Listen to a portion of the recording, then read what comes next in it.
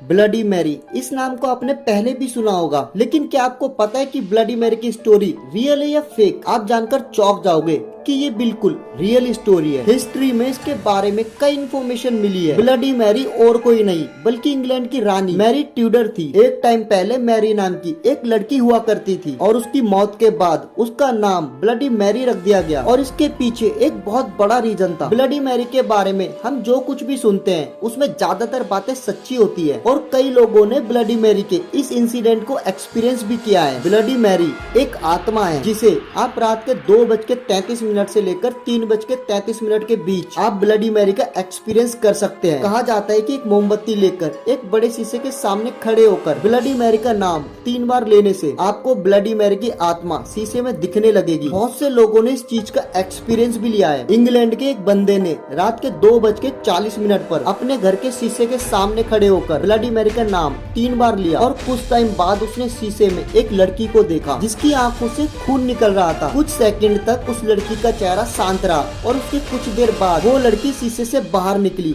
और उस आदमी की आंखों को नोच लिया, लेकिन फिर भी वो आदमी जिंदा बच गया था। और कुछ ऐसे भी लोग थे जिन्होंने अपनी जान गंवा दी। ऐसा माना जाता है कि अगर कोई ब्लडी मैरी का नाम 3 बार पुकार के उसके बाद आई स्टॉल योर बेबी कहे तो उसे और भी ज्यादा गुस्सा आने लगेगा। इसका मतलब है कि मैंने तुम्हारे बच्चे को चुराया है। सन 1509 से लेकर सन 1547 तक हेनरी इंग्लैंड के राजा थे और उनकी 2 बेटी थी, एलिजाबेथ और मैरी। पहले जमाने के राजाओं की एक से ज्यादा बीबी हुआ करती थी और हेनरी की भी बहुत सारी बीबियां थी। मैरी हेनरी की पहली पत्नी की बेटी थी। राजा साहब मैरी को इतना पसंद नहीं करते थे और उसके साथ बेकार बिहेव किया करते थे। महल में नौकर होने के बाद भी मैरी महल के सारे काम काज करती थी। मैरी के पिता उसे जो कुछ भी करने को कहते थे मैरी वो सब करती थी, कभी भी उनकी बातों को नहीं टालती थी। सन 1547 में राजा हेनरी की मौत हो गई और उसके पिता के मरने के बाद प्रजाओं के अकॉर्डिंग मैरी को इंग्लैंड की रानी बना दिया गया। रानी बनने के बाद मैरी अब जो कुछ चाहे वो कर सकती थी, लेकिन उस टाइम कुछ हालातों की वजह से इंग्लैंड में रिलीजन को लेकर लड़ाई चल रही थी। लेकिन मैरी ये चाहती थी कि पूरे इंग्लैंड में एक ही रिलीजन हो, लेकिन उसकी बात मानने से कई लोगों ने इनकार कर दिया। जो लोग मैरी की इस बात को मानने से इनकार कर रहे थे मैरी ने उनको मारने की सजा दे दी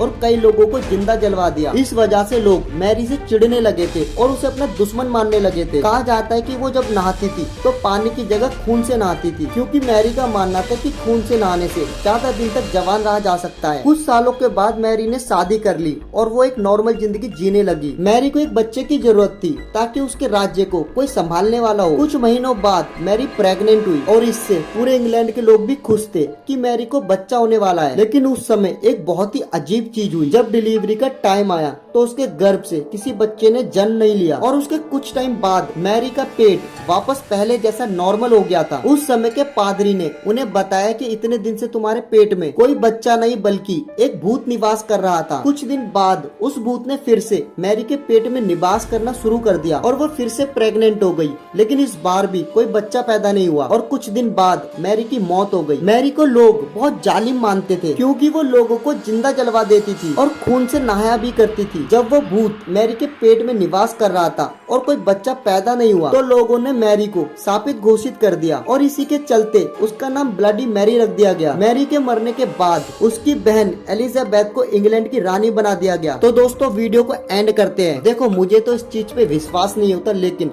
तुम्हारी क्या राय है मुझे कमेंट में जरूर बताना। आई होप आपको वीडियो अच्छी लगी होगी। अगर आपको वीडियो अच्छी लगी तो इसे लाइक कर देना और मुझे कमेंट करके बताना आपको वीडियो कैसी लगी। अगर यूट्यूब पे ये वीडियो देख रहे हो तो चैनल को सब्सक्राइब कर देना और फेसबुक पे देख रहे हो तो प्लीज यार फॉलो कर लेना। बाकी मिलता हूँ नई वीडियो में, तब तक के लिए बाय बाय।